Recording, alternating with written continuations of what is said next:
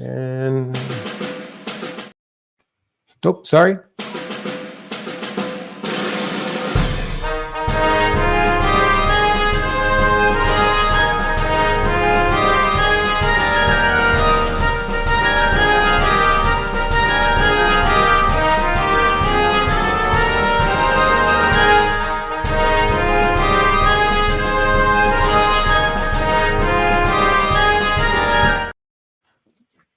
Welcome to the Teachers Pep Rally, everyone. We are back for a new season, as we mentioned last week. And if you missed our last episode about starting up a new school year, please go back and check it out on your favorite audio platform or by visiting our YouTube channel. Speaking of starting off a school year, we are very excited about this special guest. She's an internationally known motivational speaker for educators, school leaders, and organizations, and travels the globe sharing the impact of happiness on well-being and student achievement. She's the author of Teach Happy: Small Steps to Big Joy, which provides a clear path to reclaiming joy and happiness within and outside of the teaching profession. As a former teacher and curriculum director, her goal is to inspire us, by providing thought-provoking research, heartwarming stories, and simple action steps that get you life-changing results. Please welcome Kim Strobel. Thank you. Yay! Thank you for that. This is so wonderful. Thanks for joining us. Yeah, it's my honor. It's wonderful to be surrounded by such passionate people in the field of education. And that came through right before we even got started. So great. We're so happy you're here. And, we had some technical issues on and off. I think we're dusting off the cobwebs a little bit as we're getting back from the summertime. But tell us a little bit about you. So, I kind of hinted a little bit at some of the stuff you've done in the classroom setting and even for school districts. But can you tell us a little bit more? Yeah, I started my career in fourth grade. So that's where I spent a lot of my time. So I really love elementary students. But from there, I became a literacy coordinator, which was a great opportunity because it allowed me to go in and work with instruction at K through grade 12. So I really got to see what that looks like in all subject areas and at all grade levels. And then I've always been so interested and a brainiac about curriculum. And so then I stepped into a curriculum director's role for about 3 years for a school district. And I had a fantastic superintendent who really allowed me to go in and work at the classroom level. And so that was wonderful because I got to keep a temperature gauge on, what it was like for the classroom teacher. And then I had this crazy idea in 2016. Actually, I think it's been brewing for a long time, that I would launch my own business, Strobel Education. And I always say my husband, Scott, is like the most laid back. That guy gets behind me all the time. He is such a good support. That is the one time I think I just scared him so badly. He was like, what do you mean you're going to give up this paycheck every 2 weeks and great insurance? And like, I believe in you, but where are you going to find these people? And how are you going to do this? And that's the first time ever that he was just financially scared. And I was extremely scared that I was putting my family's, financial stability at risk. But I will just tell you that it was this complete inner knowing that I had, that I knew that I was supposed to serve in this way. And so, I got him in counseling because I said, look, if I'm going to do this, you're going to have to get behind me. And so he went through counseling and got his fears under control. And then we launched in January of 2016. And so it has changed and evolved even so much from then. I was a one-woman team at that time. And I really do. I wake up every day and I think that I'm so lucky, I'm just so lucky to serve in this capacity that just lights me up, that I would do no matter what, Yeah, I think gratitude it's definitely shining through when you're talking about this, but it's such a key, I think, for anyone, whether you're in a classroom or for us, we're also entrepreneurs too. So we can definitely relate to that. And it is scary. It is. I mean, there's a heaviness that still is on me at times, this business, as you know, waxes and wanes throughout the year. And it's a heavy responsibility, but with it comes great flexibility and freedom. And I just always honor that because I really do, I mean, I do believe that we should wake up every day. And I always do. And I know this sounds corny, but I wake up and I say, today's going to be a great day, because I've got to put that intention out there. Like, yes, it's going to have challenges. Yes, it's going to have obstacles. Yes, I go downhill sometimes, but, and we can talk about this later, but like our brain has so many negative thoughts in the day. In fact, it has 56,000 thoughts a day. I'm sorry, 70,000 thoughts a day. And of those, 80% of them are negative. So most of us have had 56,000 negative thoughts before, like, we put our head on the pillow at night. So we're kind of wired this way. And I don't know. So we have to do things right to combat that. And we can get up, and I can talk about that all day long, but you're speaking directly to me right now, because I'm sure we can all relate to this, but last night was a night where, for whatever reason, going to bed, feeling great about everything, said all my happy thoughts and prayers before going to go to bed, read a book for a little bit, closed the book, went to go to sleep, and 30 minutes later, up, and the negative thoughts, Kim, were just all over the place. And even though rationally I'm like, you're fine, this is fine, you're making this a bigger deal in your head, it just would not stop. So I'm excited to talk to you about this. And I'm curious, you kind of mentioned you felt like you were just driven, or this is your purpose of what you're supposed to do. How did that come about? Was it like literally a flip of a switch, or like, how did that happen? There's a whole backstory to this. I am actually somebody who, in my teenage years and my young adult years, suffered from a debilitating anxiety disorder that went undiagnosed for many years. So I eventually got a diagnosis of panic disorder with agoraphobia. So I started having these attacks when I was 16.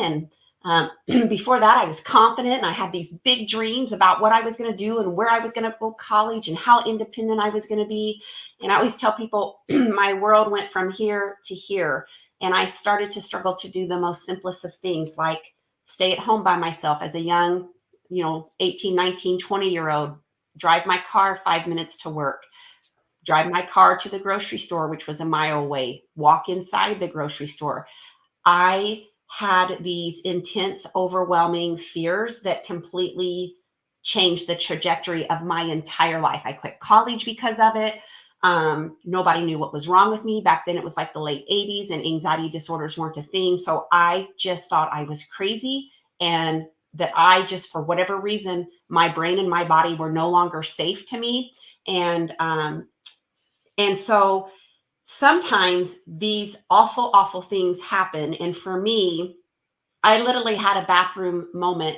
I think I was about 23 or so at the time. And my husband had left to go to work, which he always did, about 15 minutes before me, which left me at home by myself for 15 minutes. And I would stand by the wall phone every single day for, 2 years.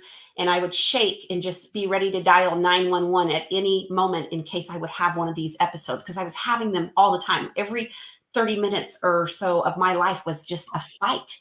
And I literally had this moment where one time I just put the phone back on the wall.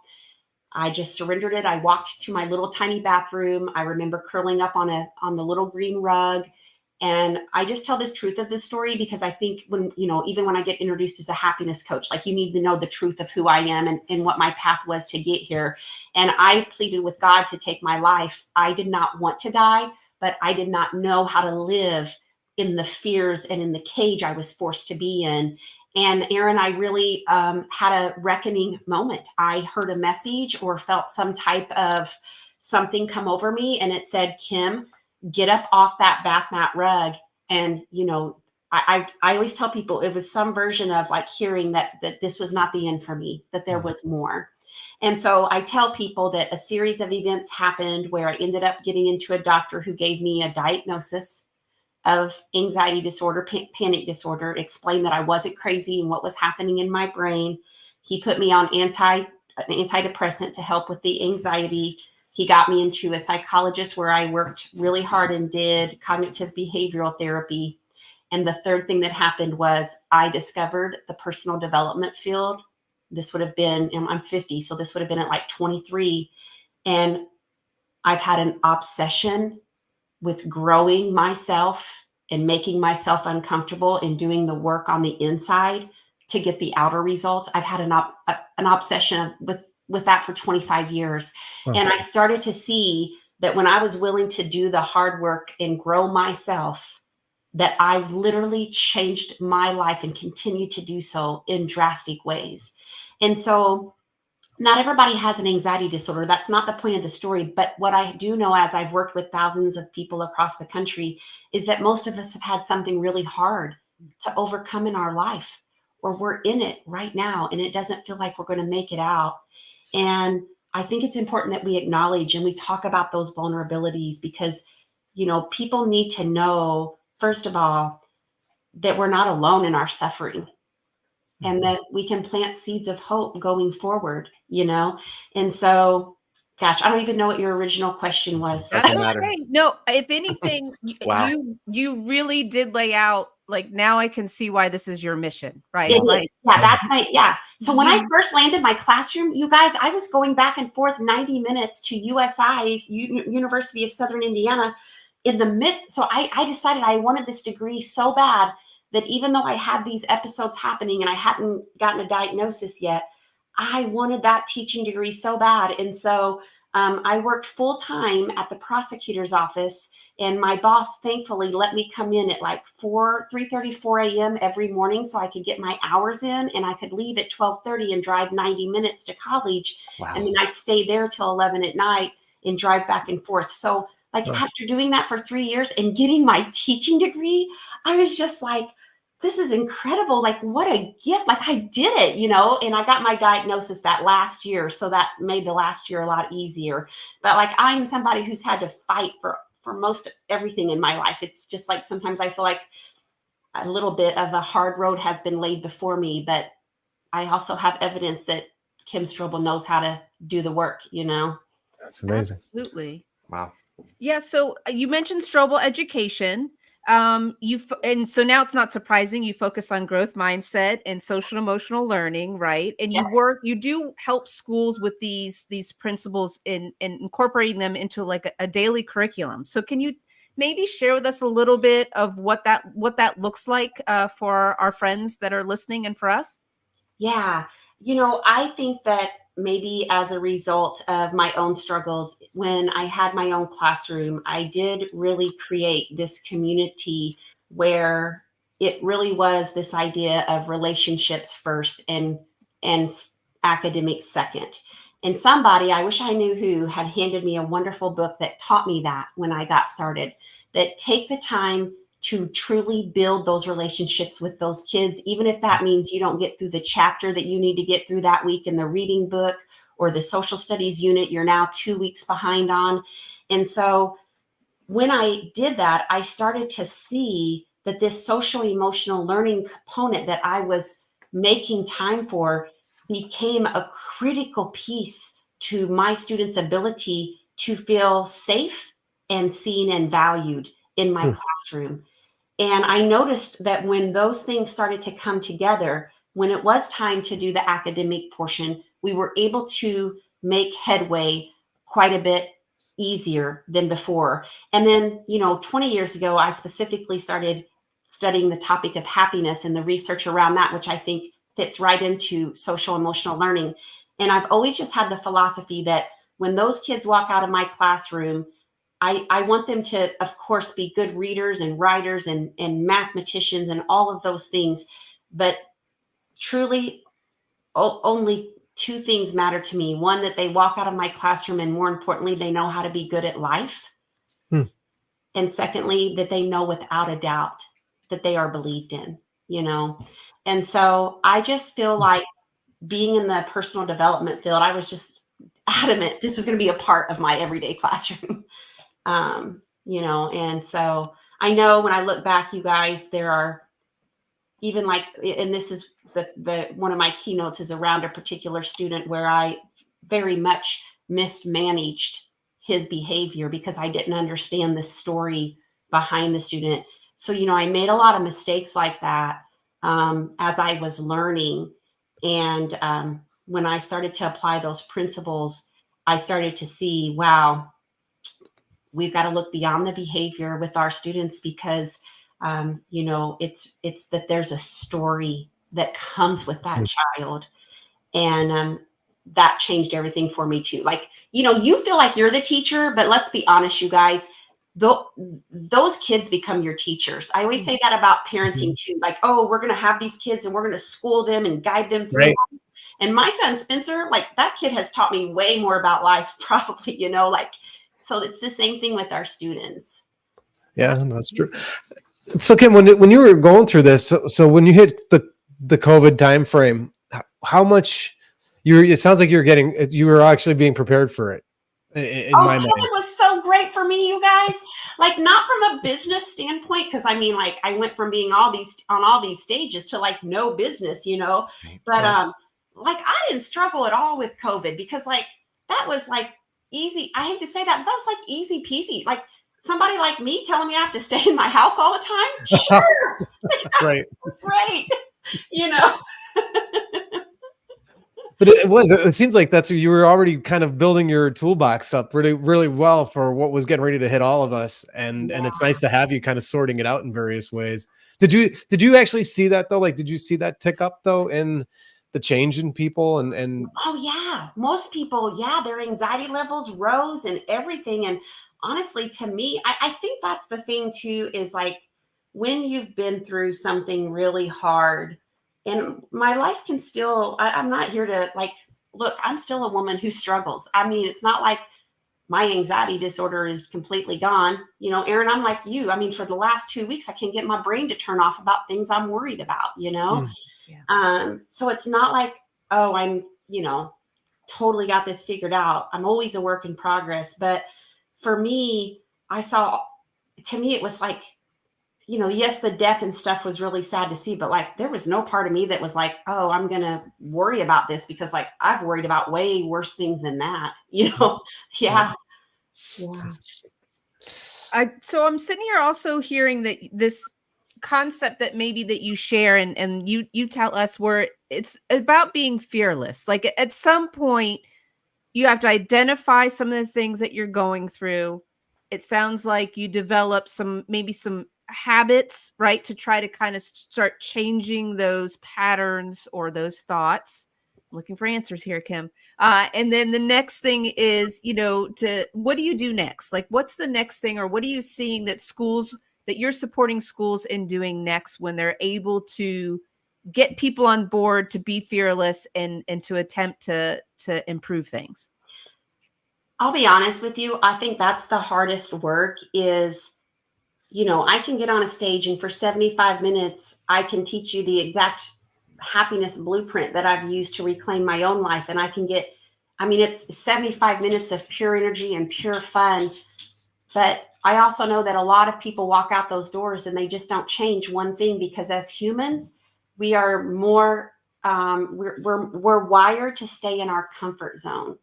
And, like I love my mom so much. She's a wonderful person, but her brain is definitely wired towards negativity, and she has fought hard for her happiness. She has not always been a happy person. And, she said, honey, this is like the only book she's read. She's like, I read your book. And she said, it was so good. And I learned so much. And then she goes, but to be honest, I probably won't do any of those things, And I think that people, like everybody if I said, do you want to be 40% happier? Because that's what the research says. The research says that I can teach you how to be 40% happier in your life because that 40% is in your power. But it's getting people to actually rewire their brains and understand that the only way you move forward in your life is if you get uncomfortable. It's like that. When I was a teacher, we used to do the caterpillars. We used to get those in every spring. And I forget if it's 21 days where they turn into a butterfly, Right. And I don't know if y'all have ever watched that process, but like, it's brutal. Like there's like nothing happening. And then like you see this poor like butterfly fighting and making no headway whatsoever every day. You're like, this is such a struggle. And I remember wanting to just take a little pin and put like a little tiny slit in the cocoon. Let's just help it a little bit. But if you do that, the butterfly will be born with deformed wings because it has to have the productive struggle to be strong. And I tell people that's the same for us. Like, if you want to move the needle in your life, if you really want your life to be different, then you have to learn to get comfortable being uncomfortable. And that is where you see the real growth. You see the real momentum. But that's not easy for us as humans. Nobody likes to be uncomfortable. Mhm. And so I feel like in our schools too, it's learning to say, many teachers were type A, perfectionistic in nature. We're going to do it, and we're going to do it well, even if that means that we sacrifice everything else that's important to us in our life. And so when I tell you, we're going to start creating boundaries around your work life, which is really going to feel uncomfortable to you, because it means you're going to walk away and you're not going to have everything checked off your list, and you're going to feel behind tomorrow. And I'm going to have to get you comfortable being uncomfortable so that this is a new normal for you. That's what I was going to ask. Like, what happens when you encounter a teacher who says, yeah, I'm on board. I want to be more fearless in my workday, in my classroom, and all my practice. But I'm concerned about losing some of that passion that I have in the classroom, or becoming a little desensitized to what's going on in the world, or I'm afraid of burning out because I'm already half foot out. So that's great that you mentioned the boundaries. That's really important. Yeah. I mean, you guys, it's like I tell people, I have to go back and reread my own stuff because I'm failing on some of it. Like, I had to create boundaries around this thing because I am obsessive and I will check my stupid email app. I will check that thing all night long until I'll be sitting on the couch watching a movie with my husband, and I'll be checking that mail app. Boom, boom, boom. And I was like, and I would tell myself not to, and my brain couldn't handle it. And so, like, I had to go in and I learned how to create screen time settings and downtime settings on my phone. And it's been magical. And so now at 6 p.m. every night until 6 a.m., certain apps go grayed out on my phone. And my brain needs that. So it's like, oh, I'm going to check Facebook. And then it goes, oh, it's grayed out. Oh, Kim, you made a commitment to yourself not to click on that. Now I can click on it and say, ignore that for today. But having that little tiny space that says, this is grayed out for a reason, Kim. You said you're not going to check that. Like, I am constantly having to work on this boundary thing myself. It's not that I do all of this perfectly. I'm self-aware. And sometimes I make positive changes, and sometimes I'm still in the same old, doing the same thing, It does take, you really do have to be intentional. You got to definitely be in that moment and watching it. But as you're saying that, I'm thinking about my students. I just explained the same concept with email checking with my students. And as I'm telling them that, I'm realizing that that's something that they've never thought of before. So you're actually teaching, like when you set it up for yourself, you're actually teaching somebody else how to do it, right? So your students can start to mirror that. And it is important, boy. And with the college students, that those boundaries get really tricky. And then for educators, I teach also online, and with the clock doesn't stop, because you have students 12 hours ahead, 12 hours behind, and they're sending emails expecting like responses immediately. And so you really do have to let them know, look, at this is where I am in the world. This is the way it's going to be. Because if you don't, you're nonstop. It's exhausting. So. Yeah. It's interesting, Kim, because, I think a lot of times the things that we would tell other people, or the advice we'd give other people, we don't tend to give to ourselves, that same kindness. And I think Brene Brown might talk a little bit about that in better than I have. But as you were talking about that, I think that's the best thing you can do, is that kindness to yourself. If you're recognizing that something is causing undue stress or not something that's allowing you to be present, then if you're able to set those boundaries for yourself, then that's wonderful. Yeah. And Aaron, I think the other thing that, like, I did write an entire chapter of this in the book, but it's also having absolutely unreasonable expectations of ourselves. I mean, we are human beings. I mess up every single day, and sometimes I mess up really badly. And one of the things I hear all the time is, that the research says that one of the biggest problems that educators have is work-life balance, right? And when I ask that question, all the hands go up. And I say, first of all, can we just get rid of the word balance? Like, that's a terrible, terrible, terrible word. You are never going to achieve it. You are not going to achieve it if you're putting a lot of energy in these two categories, I guarantee you, you're ignoring over here these other categories. And so, like, let's just stop expecting ourselves to have these kind of crazy, abnormal results. It's not going to happen. Let's replace that word balance with a word that I think feels a lot better, which is flow. And like, I want people to find flow in their life. And flow just means that I, more times than not, I feel good in that area of my life. And one of the activities I take people through is called the life wheel, which is like 8 different areas that are important in our life. Like our career is important. Our family life, our parenting is important. Our marriage, our partnerships, that's important. Finances are important. Fun and recreation is important. Health and fitness. There's 8 kind of categories that say, hey, these are the things that make us feel good in our life. But like, none of those can be even. When I was in 20 different states in the month of August, I was like knocking it out of the ballpark in my career. And I stayed true to my health and fitness because that's a non-negotiable. But let me tell you what, my marriage category was like empty because I wasn't even home. And that's okay. We have these seasons in our life. You know, then come September, I tell myself I'm going to put more intention and energy towards my marriage in this month because I'm around more. And so people always think like you have to hit it out of the ballpark. I tell people all you got to do is move the needle by 1%. It's not the big things that make a difference. It's the teeny tiny, small, little daily things that we do that work like combined interest in our life. And so I tell people, let's just work for flow. Let's not have that crazy expectation that you're going to have balance in your life. And let's just let that go. I like that a lot, you know, because I wanted to mention something and get your take, all 3 of you. You know, over the years, especially when we had the pandemic, you know, that was a term that was coming up a lot about work-life balance, not just in the education profession, but it tended to be very highlighted in that profession. And after a while, you know, you'd hear educators say, "Ugh, you know, why is it up to us to do this or do that?" And in my thought is, this is something for everyone. Right? Like you mentioned your mom read your book, Teach Happy. I think anyone could read this and adopt it into their lifestyle. But I think as educators, no matter what role in education you are, it's hard. I'm not saying that's got to be harder than other professions, but it's hard.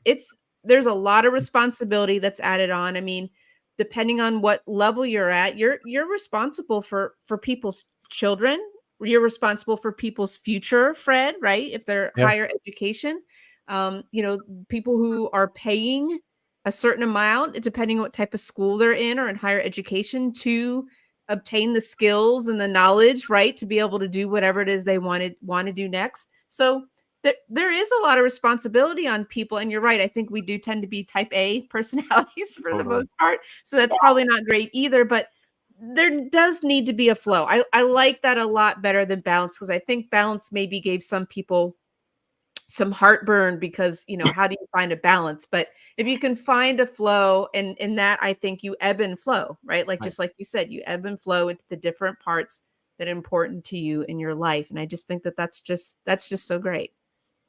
It is, you know, and it's interesting too. Like when you say the word balance too, I think it automatically comes to mind as a 50-50 thing. So it's like 50, so whatever, but then when you think about, so if it's 50-50 of being work and life, that 50 for life is actually, like you said, it's like 6 other things. Mm-hmm. So something is ultimately getting shortchanged. Mm-hmm. And then if you're, so like with the flow idea, and I'm teaching a project management class this semester. And one of the topics we get into is culture, corporate culture.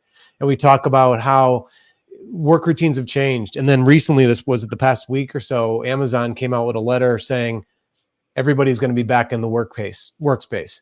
So they were doing a hybrid thing. Well, first they were all remote, then they were hybrid. Now they're saying, no, everyone's going to come in. So my students and I, we were all talking about that and where they came from, you know, from high school being all COVID primarily, because these are sophomores and juniors. And then, you know, coming into this, and you could, as I was telling this, I was realizing how much all of this has changed within the past 10 years even. Remember when we used to have dress down day? You would be dressed the whole week, and Friday you would dress down, and then it shifted. It went then we dress down all week, and then we turn Fridays into dress up days, and then COVID hits, and then we're in this home life balance. So people were finding themselves at work, and we were talking about like how you had to make sure people knew in your house that when you go into this room, this is where you're going to work. And if the door was closed, you were supposed to be quiet, but then if the doors were open and you would walk by that room and that computer was on, the emails are lighting up the screen, you're like, I got to go check the emails. And you might be 7:00 at night after dinner or whatever, but that balance was all over the place. Right. And I don't know, I think we are getting better at it, but it does take effort. It takes a lot of effort. Yeah. Pete, what do you think? So I was going to ask you, I'm going to jump on the culture question, and I'm going to go positive school culture. And I would love to know, what key elements contribute to a thriving school culture? And, from your past experiences, what can administrators, I'd like to talk about administrators especially, and teachers, what could they do together? Fred's cracking up, he knows, to better foster this. We'll edit it out, no problem. Right. Yeah, I think that's a hard one because I think, sometimes with cultures, it's like, okay, this is our vision statement and this is our belief system. But sometimes all of that just feels like it's, and I've heard this term used before, but like words on the wall, they're just words on the wall. Do they really have any meaning? Are we actually taking action behind that meaning? And I'll give you an example. There's a lot of talk right now around supporting the people within our school and their well-being and their self-care and all of these things. But I always say that words really don't mean anything to me. It's really the underlying actions and how the person feels within the school. And we have one school that I'm really proud of. They're about 20 minutes away, Perry Central, and they did get a really wonderful grant to support this. But they have like this amazing counselor therapist. He's actually mine, and he's been in my life for 20 years. And he comes to the school one day a week, and the teachers get free sessions with him to actually help them with their burnout, with their fatigue, with their perfectionism, with their marriages, whatever it is they're struggling with. It's like, to me, that is like a foundational piece that we're actually offering true support. We're not just giving words of support. We actually have a system in place that helps others learn to deal with this because we can't figure it out on our own. And so, I think that, and Pete, I would also say this, and it goes to some of what Aaron said with Brene Brown's work, but like, are we really being vulnerable? I had a school principal who told me that he stood up in front of his whole faculty 2 weeks ago and said, look, I'm totally new to this. I have no idea what I'm doing. Like, I just don't even know. And I was like, can you imagine sitting in there and hearing your leader get up there and just be that darn honest and vulnerable with you? And so it's like, Pete, how do we start to have and really foster those connections and those conversations? Because everybody's going down our halls and they're smiling for each other and they're smiling for their students, and they're driving home with tears in their eyes, feeling defeated one more time, and the feelings of guilt that they carry because they're irritable and grouchy with their own families. Allison Apsey used this great word the other day. She said it's not just the workload of teachers, it's the worry load. It's the emotional worry load that we carry. I mean, Fred, I'm sure that you see the stress that your collegiate students have, and they're dealing with it. And Pete, I'm sure you at the elementary level, you have kids who have lots of, behaviors and things. And so I really think that like some of this stuff that's been considered woo-woo-y, like why would we not have a true decompression room for teachers who like literally just had a kid throwing a desk across the classroom and her nerves are so frayed that she, or he, like, why do we not have those spaces for our kids? Like, why would we not have a corner now that says, look, when this kid who has tons of fight or flight in his brain because he has 7 adverse childhood experiences and he's already 8 years old, and it wasn't just about me asking him to pick up the pencil. I asked him to pick up the pencil, and instead he threw a desk across the room and slapped another kid across the face. No, that's not appropriate. Yes, there's consequences for that, but that has nothing to do with picking up the pencil. So the next time I see that kid start to unrail, what if I taught my whole class that when you start to feel angry or frustrated, and we actually talked about those feelings, that we had a system in place where they had autonomy to choose the next right action for them. To me, all of that speaks school culture, because it's like, really, do we have these systems in place that are truly supportive of our students and the people who are guiding these students, you know?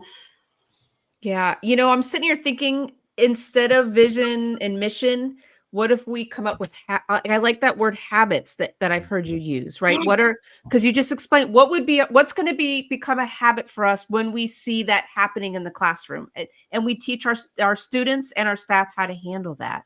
The other part is, Kim, is, I always dislike this term, and you really kind of helped me bat it down even more. And that's this idea of fake it till you make it. It just doesn't work. It just does not work. It's not helping anyone. And I will say, the moments that I shared my vulnerability with my students or staff, Yep. I literally, in a classroom, I'll never forget, was like, I've never taught this way before. I'm thinking about taking a chance and doing it. Are you all game for it? Because Yep. I'm not sure how this is going to go. And that was probably one of the best lessons I ever did with the kids, right? Because they were like, yeah, let's do it. And so we learned together, right? And some really great things came out of it. And then there was some things where it's like, okay, well, we could adjust this for next time. But I think the real learning was, I'm bringing it back to the beginning of the conversation that you said, it's really about the human connections, right? And a lot of guests that we talk to, they express that secret sauce. And it always is, it's that relationship. It's just making connections. Yeah. I think it's this word that you're using of the flow, of people just realizing, don't get so caught up in certain things, right? Like, sometimes things aren't going to turn out the way you want them to. Sometimes they're going to be great. Sometimes you're going to focus more on this than that. Try to relax. Try to take it easy. It'll be okay. With that being said, Kim, I'm sitting here thinking, because time is going by so quickly, but we love to ask our guests if there's a teacher, a coach, a mentor, someone from when you grew up that made a difference in your life. We're trying to continue. We've been doing this for a couple of years, highlighting those stories. So do you have one that you can share with us?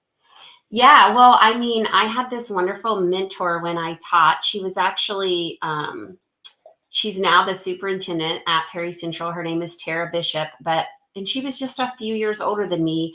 But I think that she recognized right out of the gate that I was a learner, and she was always putting books in my hands, whether it was like, hey, Kim, if you want to work on student engagement levels, here's a book. Hey, Kim, if you want to do literacy circles, I know you're super passionate about reading, and like, I was somebody who would read and implement. And she just recognized that in me, and she just kept feeding it to me. And it made such a difference early on in my career, and then when I look back through my grade school teachers, my first grade teacher, I always said she just made me feel so loved. I just knew I was loved. And that's what I tell teachers. Like, I used to walk out those doors every day, those glass doors of the fourth grade hallway, and I would get the good old ball and chain out, and I would whip myself across the back on my walk to the car because I didn't handle this child appropriately. I botched this lesson. I'm now 3 days behind in this chapter. And I would just start, the inner critic would just rear up in me. And instead of focusing on the 99 things that Kim Strobel did right that day, I would just pick apart. And I tell teachers now, you walk out those doors, and I'm going to tell you right now, if you only loved a child that day, you did your job. If that is the only thing you accomplished, was you loved your children today, I think you did your job that day. And so can we just start to ease up, like you said? Can we extend a little self-compassion and grace to ourselves? Grace is key. Yeah, that's all right there. Pete and Fred, I think we need Kim to. That's all about the pep rally, right? Yeah, it is. Perfect hype woman right there. I will say for our listeners, if you'd like to share your teacher story too, just like Kim did, we do have a hotline. So, call, leave a recording. We'll start playing them soon. The number is, Fred's got it up here if you're watching in real time or on YouTube, 470-227-0877. And so again, that's 470-227. It's actually 0 TPR. So tell us how an educator made a difference in your life. And Kim, for anyone who wants to find your book, Teach Happy, Small Steps to Big Joy, Amazon, yes? Mhm. Yeah, Amazon, and it's like so I think it's like $24 on Amazon, but if you go to my website and like if there's any schools that want to order 10 or more, they drop the price down to like $15 a book. So Great. like you can also go to my website, which is strobeleducation.com. That's the one that's for schools. And then kimstrobel.com is more of my corporate business work. But there's a Teach Happy tab. And you can actually download a study guide that goes with the book that walks you through chapter by chapter. So I have some schools who are doing like a school-wide culture book, Pete, on Teach Happy, you know, trying to really implement that. And they're following that study guide and talking about it in their PLCs. Excellent. So That's such a great idea. Well, good. Well, Kim, we loved having you here. Thank you so much. I don't know if you noticed, but I took a couple of notes, so Oh, I'm yeah. feeling good. I know Lots I'm going of to notes. sleep. Yep, so did Pete and Fred. So we're gonna sleep a lot better tonight, and hopefully maybe you'll come back on. But thank you so much. And Pete, Yeah. you know, if people want to follow us, can they continue the conversation? Connect with us on Instagram, Facebook, YouTube, wherever you listen to podcasts. Please subscribe, leave us a review. And I was going to mention the hotline, and you got that, so we're good. All right, great. Yeah. Thank you. Thanks, Kim. yeah, thank you all. It's an honor to be here with all of you. That was great meeting you, Kim. Yeah, great Thank you. conversation again. Thank you.